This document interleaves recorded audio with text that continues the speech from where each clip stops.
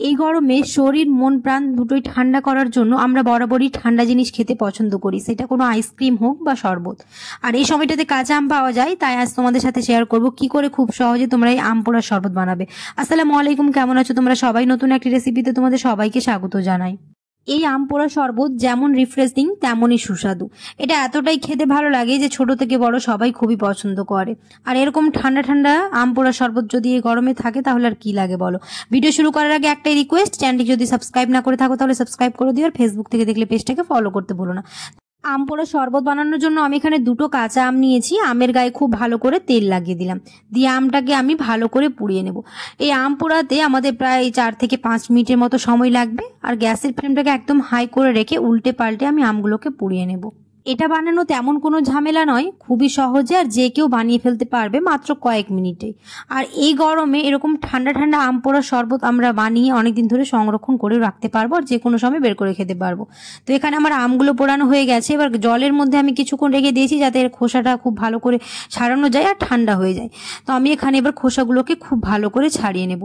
একটুখানি ঠান্ডা জলের মধ্যে যদি আমগুলো রেখে দিই তাহলে খোসাগুলো খুব ভালো করেই ছাড়ানো হয়ে যায়। দিয়ে আমি এবার একটা মিক্সিং বলে এবার আমগুলোকে রেখে দেব। রেখে দেওয়ার পরে একটা গ্রেটার নিয়ে খুব ভালো করে গ্রেট করে নেব। তোমরা চাইলে এমনি হাতে ওই পাল্পটা বের করে নিতে পারো, তবে আমি এখানে গ্রেটারে গ্রেট করে নিয়েছি।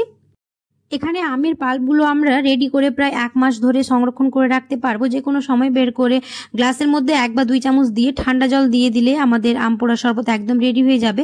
তো এখানে আমার খুব ভালো করে গ্রেটারে গ্রেট করা হয়ে গেছে, এটাকে আমি সাইডে রেখে দেবো। দিয়ে অপর প্রান্তে আমি একটা মিক্সিং জার নিয়েছি। মিক্সিং জারের মধ্যে দিয়ে দিলাম হচ্ছে ধনে পাতা, কয়েকটা কাঁচা লঙ্কা, তোমরা চাইলে এখানে কাঁচা লঙ্কাটা পুড়িয়ে দিতে পারো, আমি এমনি দিয়েছি।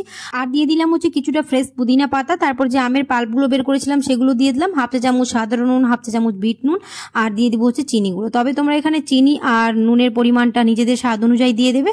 তবে আমি এখানে 3 চা চামচ চিনি গুঁড়ো দিয়েছি, তোমরা চাইলে গোটা চিনিও ব্যবহার করতে পারো। আর দিয়ে দিলাম হচ্ছে ভাজা জিরে গুঁড়ো 2 চা চামচের মতো, আর 1/2 চা চামচের মতো দিয়ে দিলাম হচ্ছে চাট মশলা, তাহলে এটা খেতে ভালো লাগবে। আর একটুখানি জল দিয়ে দেবো, খুব বেশি জল লাগবে না, একটুখানি জল দিয়ে এটা খুব ভালো করে ব্লেন্ড করে নিয়েছি। আমাদের পাল্পটা একদম রেডি হয়ে গেছে।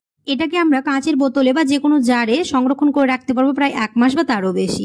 তো আমি এখানে এবার ঠান্ডা ঠান্ডা পরিবেশন করব, তাই গ্লাসে দিয়ে দিলাম হচ্ছে কয়েকটা আইস কিউব। তোমরা যদি এখানে আইস কিউবের পরিবর্তে ঠান্ডা জল দিয়ে ওটাকে পরিবেশন করতে পারো, তবে আমি আইস কিউব দিয়েছি। একটু ঠান্ডা ঠান্ডা পরিবেশন করলে সবাই খুবই পছন্দ করবে। আর এই কাঠফাটা গরমে এরকম যদি আম পোড়া শরবত থাকে তাহলে আমাদের মন প্রাণ তার সাথে সাথে শরীরটাও ঠান্ডা হয়ে যাবে। বরফ দেওয়ার পরে তারপর দিয়ে দিলাম হচ্ছে আমের পাল্প, তারপর জল দিয়ে এটাকে খুব ভালো করে মিশিয়ে নিতে হবে। যেহেতু আমের পাল্পটা একটুখানি ভারী, তাই এটাকে মিশিয়ে দিতে হবে। আর ওপরে আমি একটুখানি গার্নিশিং করে নিলাম, তার জন্য ভাজা জিরে গুঁড়ো আর পুদিনা পাতা দিয়ে দিলাম। ব্যাস হয়ে গেল আমাদের আম পোড়া শরবত একদম রেডি। আশা করছি আমার আজকের রেসিপি বুঝতে তোমাদের কোনো অসুবিধা হয়নি। আর আজকের রেসিপি কতটা সহজ দেখেই তোমরা বুঝতে পারলে। যারা এখনো ট্রাই করোনি আম পোড়া শরবত, এই গরমে একবার হলেও ট্রাই করে দেখবে, না হলে অনেক কিছু মিস করে যাবে। আশা করছি আমার আজকের রেসিপি তোমাদের ভালো লেগেছে। যদি ভালো লেগে থাকে তাহলে অবশ্যই একটা লাইক করে দিও, কমেন্টে জানাতে ভুলো না কেমন হয়েছে। দেখা হবে খুব শীঘ্রই পরের একটি নতুন রেসিপিতে।